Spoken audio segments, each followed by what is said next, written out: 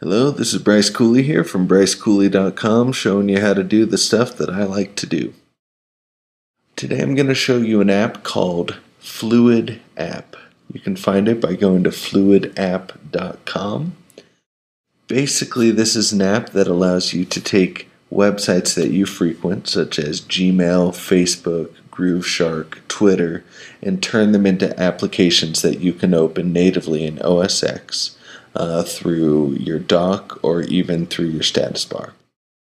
But I'm going to let the developers tell you exactly how this works. If you use a Mac, web applications are probably a huge part of your daily routine. But some of these web apps are so important that viewing them as just one item in a sea of browser tabs doesn't always make sense. Wouldn't it be great if these web apps were more like real Mac apps? Check it out. You can use Fluid to turn all of your favorite web applications into real Mac apps, or as we call them, Fluid apps. First, download the free version of Fluid from fluidapp.com. Launch Fluid and follow the instructions to create a Fluid app of your favorite website. Enter the URL of the website and give your Fluid app a name. Save the Fluid app to your Applications folder.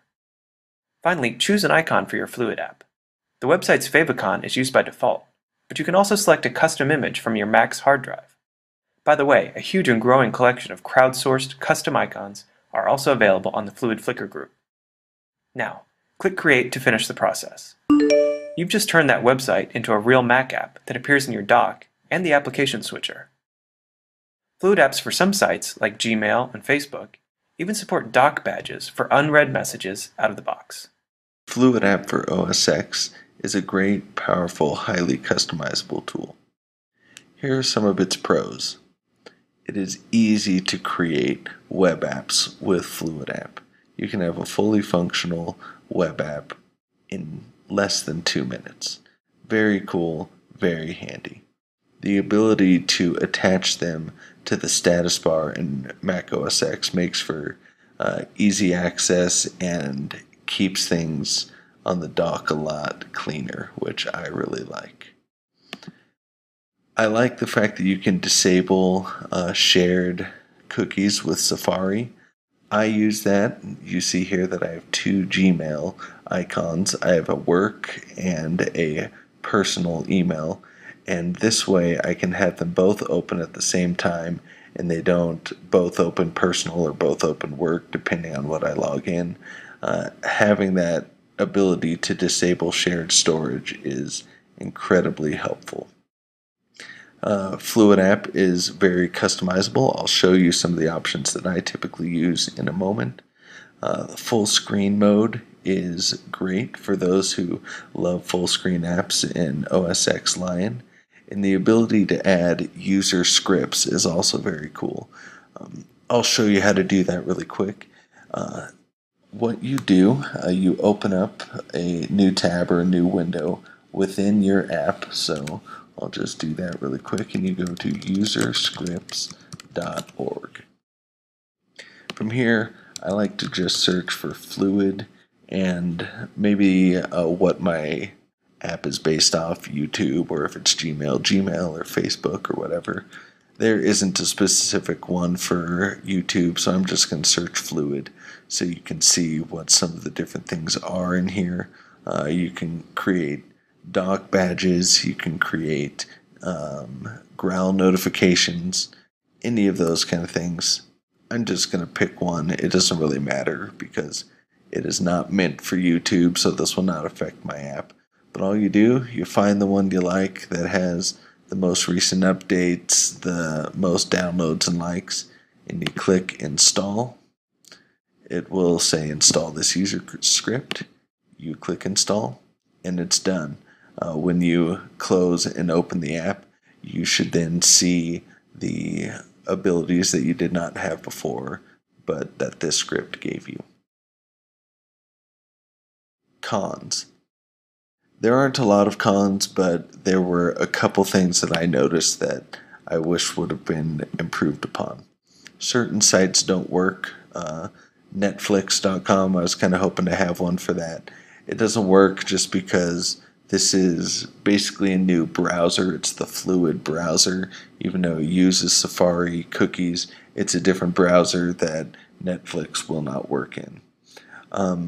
I think to a degree the UI of the preferences right here is not the greatest. It's kind of hard to go back and forth between things, and I just feel like it could have been a little more user friendly. Still really helpful in customization, but I would have liked it to be a little more user friendly. If you have apps pinned, it's a little harder to add user scripts and user styles. Now you can right click and you'll get a drop down menu, but here you would have to create it and then open up Google Chrome, go to userscripts.org and copy all that stuff into here rather than just opening it up in a new tab. You do not have the ability to open new tabs unless you right click on a link and do open link in new tab or something like that. You can't just use Command T, which I use very frequently. The customizations that I typically use, this is after you've already installed the Fluid app of your choice. This is YouTube Trends, the one that I use quite often. This is how you customize it.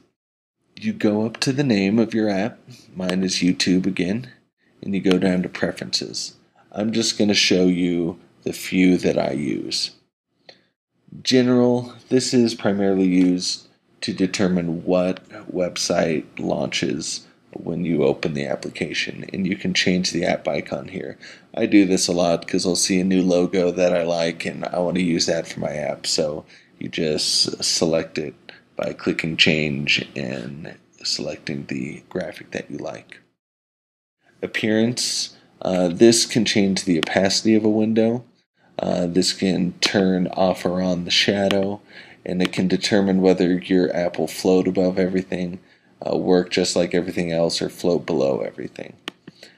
I don't see a need for this all the time. Normally I just keep it default, but I've seen opacity and shading look very cool with Twitter feeds, Facebook feeds, things like that. And finally, the one I use the most that I talked about a little earlier is separate from Safari as far as cookie storage. Again, this just allows so you can have multiple logins, say my wife's email, my email, and my work email all separate, or multiple Facebook accounts, anything like that, where people can have their own and it won't, once you log in one, it doesn't log it into all others. Those are some of the things I find very handy about Fluid app. I would definitely suggest that you go to fluidapp.com. You can download it for free, but I would say purchase it. With that, you get the separate storage. You can add stuff to the status bar, user scripts, and full screen. It's worth it. I use this app all the time. Well done, Todd, for creating this app.